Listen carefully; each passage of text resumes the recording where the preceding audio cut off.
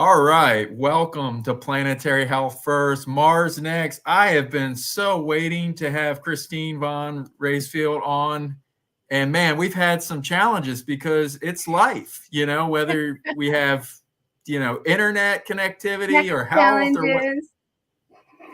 challenges. But we have to be patient in life for the good things. So she is great, not just good, she's great. She's here today. And I'm sure most people know her. She's not a stranger to getting on shows. She was on one prior, so I'm really glad she's here. Christine, you want to just share a little bit real quick about yourself? Sure. So anyone that doesn't know me out there, I'm Christine Von Raesfeld. I'm a patient advocate. I work with multiple different organizations and nonprofits, really trying to drive forward that patient perspective that is definitely needed in this area. Awesome. Well, let's start on something that you're really passionate about. I want to share that and get that out there today. I know I've seen it through the airwaves recently, so let's see if I can actually do this with my technology finger. So you did it. Well, I need to now play it. I honestly don't remember a day of my life where I wasn't sick or I wasn't in pain. At 5 years old, I had my first surgery, and then at 14, I was diagnosed with a rare blood disorder. And then after that, the diagnoses kept coming. And every diagnosis I got, I thought, okay, things will get better now. And they never did. I think I would have been stuck in clinical care for a long time if I hadn't moved here. So I came over to Stanford. And since then, I've been able to participate in research and do things that I normally wouldn't have had access to. The EPOP study is where we use deep data to solve unsolved diseases. They can't understand what's going wrong with them. To say the least, it's extremely disconcerting. And so they turn to us to use deep data to try and get a better picture of what's going on with someone's health. And so that involves sequencing their DNA, doing deep profiles out of their blood and urine, even their microbiome we'll often look at. Traditionally, if you go to a physician's office, they actually don't measure very many things. One analogy I like to use is that if your health is a 1,000-piece jigsaw puzzle, we're trying to get 500 or 600 pieces to better understand what that picture looks like. And by today's measurements, that would be like 5 or 6 pieces, what we currently do. For so long, we've looked at my care as very separated and pieced out and very siloed. And being in this study and having this multi-omic approach, this is the first time that we'll be able to take information from all of these different places and put together a better picture of my own health. We are enrolling people in a research study because it goes outside of what's clinically normal. My own personal belief is that the person who should have access to data is the patient. There's nobody who's going to spend as much time on you as you or your family members. And so I'm a believer getting access to information so that you can make the best diagnosis for yourself. I've been involved in a lot of research studies, and the benefit to being in this one is that all of my information has been going directly into my medical records. Out of all of the studies I've participated in, I have never gotten information back, and I've never gotten anything that my physicians could use. And so what I'm really looking forward to is being able for patients to have access to that type of data, to spark research and innovation in a way that it never has before. And I think that's where we're going in the future, right? To have this data that even if I, as a patient, don't fully understand it, I can put it into the hands of somebody who does. In the big picture, we need to be sharing all this data. And the more open it is, the better off it is. Because we're trying to set up signatures, if you will, for every single human disease. That will be the ultimate goal. So that when you do get a case that you've never seen before, you do a profile, you say, well, that looks a lot like that disease. And by the way, they did that treatment and that helped them. So maybe that person should do that treatment. That would be the goal. It's a data problem. It's very solvable. Just get enough data, you should be able to solve every disease. I'm more hopeful now than I ever have been in the last 48 years of all of this. Working with research to the people and being enrolled in Dr. Snyder's lab, where I see technology developing and innovation happening that could maybe even if it's not for me, but potentially change the life of someone else. I think that's one of the things I'm just really excited about.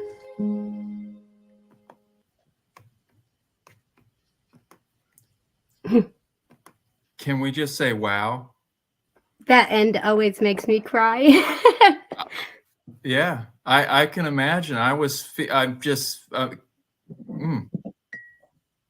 Yeah. thank you. I really cannot thank you enough for being here and just really what you're doing. And just so glad that you've been able to be part of that journey with Stanford and the research and hearing everything about that. Can you share a little more? Are you good totally. now? Hold on, let me wipe my eyes. It's a good cry. It's a good cry. You know though. what's funny? I never cry about any of these things. I've been so detached from my illnesses because I've dealt with them all my life. But to see a piece like that, and this guy at Stanford, oh my gosh, his name is Dr. I'm Snyder. drawing a blank. I think it was Todd, but he put this video together, and it's probably the only video I've ever filmed where it makes me emotional, right? It kind of sums it all up in a really nice little package. Mhm. So anyway, I hear hope. I really hear hope. I do have it, right? I don't think I've had it for a long time, but I do now. So let me tell you about what we're doing and how we ended up here. So a lot of you have probably seen me out in the conference circuit talking about my illnesses and really just the fact that we still don't have really an underlying cause. For most of my life, we've treated symptoms and not the underlying cause. And a lot of the treatments and therapies that I received caused more damage than the actual conditions probably would have. And so talking about all this, and my care has gotten extremely complicated. I was recently transferred, well, not recently, it's now been like 5 years, over to Stanford, and I got into a coordinated care department. I had gotten too complicated for a regular primary care. And we needed someone to wrangle up all of the specialists and kind of figure things out. But getting there, I was really excited. I thought, here's a big chance. And then working with my doctor, we didn't get to the point that I wanted to, right? There were a lot of things that we just don't know. And we can't just randomly test things, right? I mean, who's going to cover that? So I go out to the conferences. I bring my doctor all this information. We've been trying to put things together, right? And then at a conference, a guy, and he'll probably watch this, but Jason Kreitz, him and I started talking one day, and he said, "What you need is a hackathon." And so he hooked me up with Brad Powers. Brad then brought me over to Pete Kane at Research to the People. And so we ended up meeting and talking, and I asked my own physician if she would be willing to bring a research organization into the picture. And because I'm so complicated, she was happy to. So she actually reached out to Pete herself, saying that she had a very complicated patient and she'd love his insights. So for the last few months, I've been bringing Pete to my doctor's appointments. Who brings that, right? But it's been phenomenal. One of my last appointments, I think I have an issue with cytokines. And so I asked my doctor if we could test my cytokines. Well, she doesn't know how to do that, right? She's like, I don't even know how I would ask for a test. But we're connected with Mike Snyder's lab, and I'm in the FPOP study. And so we were able to send an email, or Pete was, and work it out. And we found out my cytokines are going to be tested. So a lot of the stuff that my doctor doesn't have access to, I can get from research. But combining that back has been a difficult thing. So I think it works, right? I'm at Stanford now as a patient. My doctor, my primary care is there. Research to the People is a nonprofit based out of there. And Snyder's lab is also there. So it's kind of been this nice connection of just a really good network, I think, that can actually put something together. People want to be heard, to be understood. And man, when it comes, I love what you said, complicated. They didn't say difficult. They said, you used the word complicated, complex. You got some complexities going on. And We just scrapped my EMR. what did you say? We just scrapped my EMR, me and my doctor.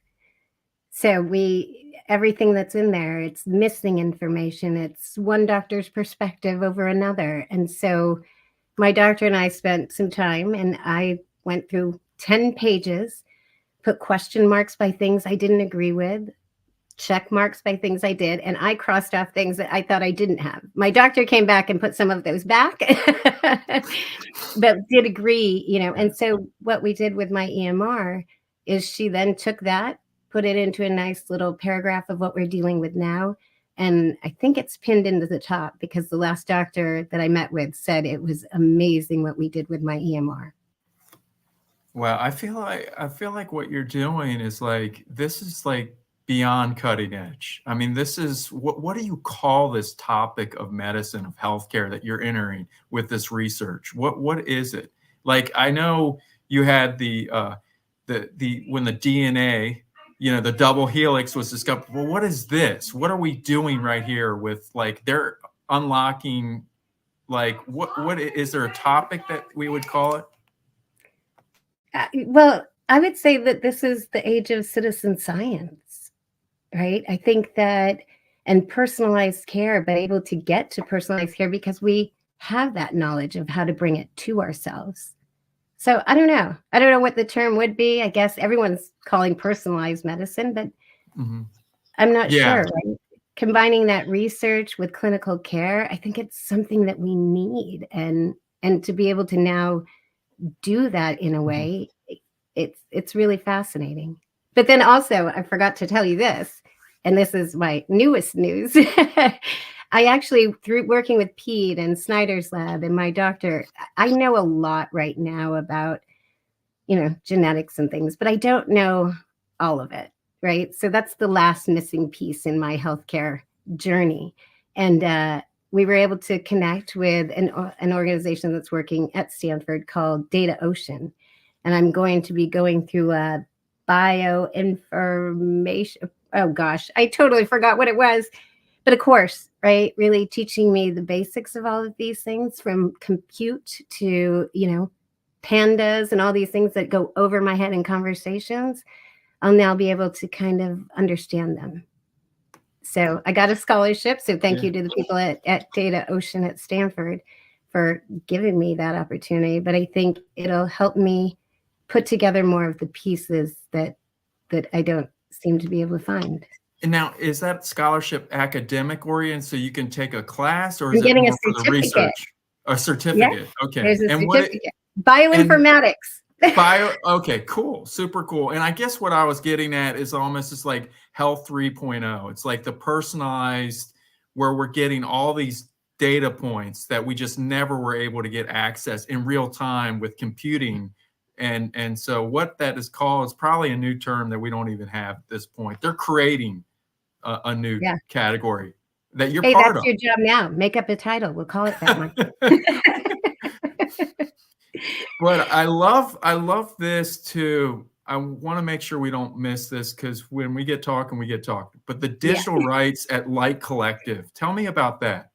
Yeah. So it's one of my passions, right? Light Collective is an organization where a group of patients really leading that charge on digital rights. And so I know you even had some confusion around what digital rights really was. And this is more of, our agency and access to our data, right? To be able to be the stewards of our own data. And I think that's what we're lacking, right? I think that's what's missing, is to be able to have a person connected with this data. And so we're fighting for digital rights. We don't want ownership, right? I hear a lot of people talk about owning your data, and we don't think it's about ownership, because if you own your data, you also have the potential to sell that off. And we don't want to allow that. So what we're really fighting is for that agency over that data to either take charge myself or have someone that I appoint to take charge of that data. And it's really about our rights. And I don't think people quite see it yet, but we're hoping, right? And we're educating people. We've gotten some grants and we built cohorts. And if you haven't seen the work of the Light Collective, go to lightcollective.org. We're doing some really cool things. And even in the age of AI, we're making sure that our voices are heard in those conversations as well. Yeah, no, that's cool. Because when we were talking before going on and what we really wanted to stress today, I was like, well, ownership. And you're like, no. And now I sort of understand it. It's almost like the right as a citizen, right? Your constitutional rights that can't be revoked. And then when you have ownership, there's an element that there's exchange at some level if someone has whatever so I found that fascinating. So I thank you for educating me as well. And it's a complicated thing, but you have to start with what you're doing now. So I really appreciate the work you're doing. Thank you. It's hard, right? And I think in this space, we don't have a lot of patients who are educated around data or what it means or how it's even used, right? And so trying to tell those stories is difficult when you have an audience of people who data is not tangible, right? You can't touch it, you can't see it. And so it just doesn't click. I kind of think of it like a TV or a fax machine. I have no idea how that works. But I think we have to have a better understanding of the data. And so that's really what we're trying to do, is to educate and bring that voice out to make sure we do have those rights to our data. We think of it too as intellectual property, right? If we want to think of it that way. And I also would imagine with what you're doing, the Light Collective is at least sort of getting a ground rule, kind of a benchmark, because right now there's so much out there as data, whether it be through 23andMe, all these things that people have just forfeited and given, or whatever, like Facebook, we're giving, obviously it's more focused on healthcare, but I think that would be the challenge, that there's so many studies and so many things that this health record or EMRs that are using or accessing through whatever. Is that sort of the starting ground too, to kind of put it that? Is. And you mentioned Facebook and you said it doesn't have anything to do with healthcare, but we beg to differ, right? It was last year, HHS issued a bulletin off of the work we did at the Light Collective. So we used an open source tool called Blacklight, and we started scanning and trying to track the people that were tracking us. And so a lot of the things that we came back with were really kind of scary, right? To see what kind of information was collected, even when you logged on to just your patient portal, right? And so these bits of personal health information are collected and then it's sold, right? So Google Analytics and Meta then get this information. And so you mentioned Facebook. Facebook was the platform I started everything on. It's now the platform I hate to go on. And I'll tell you why. My ads now on Facebook are ads for medications I don't need, conditions I don't have, funeral arrangements, and how to turn my body into a tree. So, and it's every other ad, right? It's a post from something, and then there's an ad, and then another post for something, and another ad. And if I didn't know what was happening, I can't even imagine like the state of my mental health. And so I think when we're looking at all of these different things and the digital rights and agency over that data, we want to make sure that we as patients have that agency, that we can share with who we want, that it's not just out there and openly used, but we have a say in it. I think what I'm hearing also is the mental health thing too with Facebook, which is frightening, and it knows us better. In some ways, it is surveillance that it's using, and probably knows our health better than our doctors by 10x because of all our searches and all our right, what food you're searching. Yeah, the symptoms, and then also how you wear your phone. I mean, the fact that there's so much AI in that phone irritable bowel, anyway, I don't want to get in all that, but just Yeah. how we have allowed that into our life. So yeah, it probably is more health than you think for absolutely. I'm glad you corrected me on that, but I was just meaning that we don't think of it as a traditional healthcare company, but it's all encompassing. I guess it's just big tech, right? Yeah, pretty much. Which is interesting, right? Because I see such a need for the technology and these tools that we're building, but they're not the complete answer, right? And I think that a lot of tech looks at what they're building as an end all be all. But as a patient, I still need people. And I want to use this tech as a tool to help me get to where I need to be and a good quality of life and not be going to the doctor all the time that I'm home. So I think that tech it's a huge part of it, but how we combine that now with healthcare and with empathy is going to be interesting. Yeah, empathy is a big part of what you're about. Yeah. It's crazy, right? To think how many people really don't anymore. I think we think in numbers and we think in dollars and especially here in the US, right? Everything is so commercialized that I think we've just kind of lost touch with community. So while you're here today, what would you like to talk more about? Oh gosh, I don't know. I have a million topics if you want to talk about them. There's a lot going on, right? Aside from my own health, just the different projects that I'm working on. We've put together a little group and we're trying to build an LLM for myself, one that would be an individualized LLM for a rare disease patient. And we're running into a lot of difficulties in that and trying to figure it out. But I think I've got a good team behind me to figure some of these things out. Have you heard of the company Health Universe? No. So they have it's a open code, open source where you can put whatever you want up on there, and it's kind of cool. So I'll put it out there. Oh, yeah. And we forgot the biggest part of the research to the people. I don't even know how we got off topic. But at Research to the People, what we're doing now is we're taking the data that we have. We're getting the raw data back from Mike Snyder's lab, and we're going to open up my case for researchers worldwide. So, wow. Yeah, just to see. So what I like that I'm hearing, as much as there's some frustration about Facebook making us go sad and mad and frustrated, there's a lot of hope here. You're at the point where a lot of these things that you've been working really hard on are coming into fruition. It's weird. Someone said it's kind of like the stars are all aligning, And I hope that that's what happens. But we'll see how it all goes. Yeah.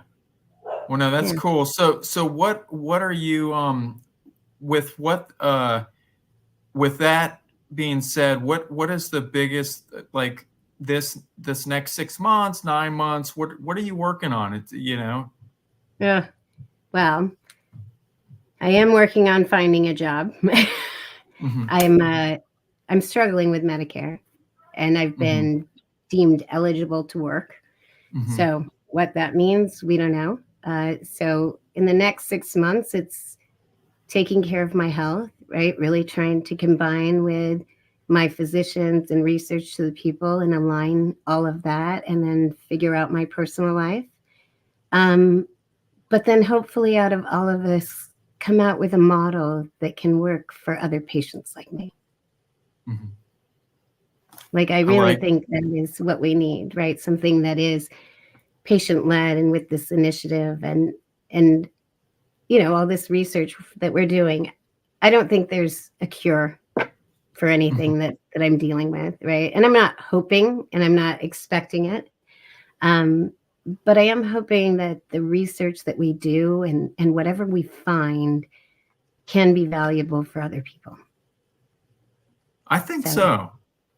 I think it will. I think what you're able to do, it's a model. It's just trying to figure that out. And it sounds like what I'm excited about for you is you're talking and working with the smartest of the smartest. And Yeah. so in the end, you're going to figure that out with that collaborative spirit. Right. And it's great to have a doctor that, Nancy Kwan is my doctor at Stanford. And I always tell her I feel bad coming in because my appointments now have gotten to a point where it's just kind of listing off my symptoms and seeing if anything changed, right? There's not much we can do. But in the last couple of appointments with having research to the people, it's like it's a whole different world. So I don't know. I like the idea of, I hate getting that pity look from my doctor every time I come in that she can't do anything else. But I think we're giving her hope. And she said that if what we're working on works for me, she has other complicated patients who could use this. So that's what we're hoping, right? That any of these things, whatever comes out of it, just helps make it a little bit easier for someone else. Well, I think you're doing it. I think it's going to happen. Last time I've heard, when we talked, you're at a new phase. So anything Crazy. else? In such a short time too, right? It's insane. Yeah. So is there anything, as we're kind of coming towards the end, anything, I just don't want to miss this opportunity for you to share with my gazillion, 1.5 billion audience across the universe, right? Let's see. Is there anything else I want to say? I think we're coming to a point where we have to look at healthcare and medicine differently. And I think we even look at disease in the wrong way, right? We have one reference genome that has 28 spots. Why aren't we looking at each of those and identifying mutations and clusters and then seeing how this spins out in somebody's individual environment? I think that there's a whole new world opening up with all of the omics that are being tested. And I think that we really have to take a holistic picture of a person, right? It's not just genetics. It's not just, the omics. It's the epigenetics. It's all of these factors that we really have to look at. I'm in for heart failure, or sorry, my cardiologist will kill me if I say that. I'm not in heart failure, but I was in heart failure. But one of the things that we discovered about my heart was it's not just, genetic issues. I have a cardiomyopathy, aspect, and then an immunology aspect. So my heart isn't affected by just one thing. It's 3 different things. And so I think we have to take that holistic look and really dive into this. I think getting the genetic data and all of this is great, but without those omics to combine it, I don't think we'll get very far. And so looking at like even wearing my Fitbit, right? Making sure that we're collecting data that can be trusted and that can be implemented into these processes that we're working on. So I don't know. I don't know where we're going to go, but I really hope that we can get that different viewpoint of health and approach it in a different way. Well, thank you so much for coming on today. I'm so glad we were able to get you. Yeah, it was fun. Yeah, no, it's been great. And I just want to thank you and just continue to encourage you to keep on doing what you're doing. You're encouraging others. You're bringing hope. You're unlocking like so many things that would never be possible. So I know with your conditions, you're complex and complicated as however your doctors, physicians refer you. It's not easy, for you to do what you're doing, but your work is making a difference for so many. Thank you. I wonder about that sometimes. So thank you. All right. Well, everyone, thank you so much for joining us on Planetary Health First, Mars Next today. And until next time, peace out.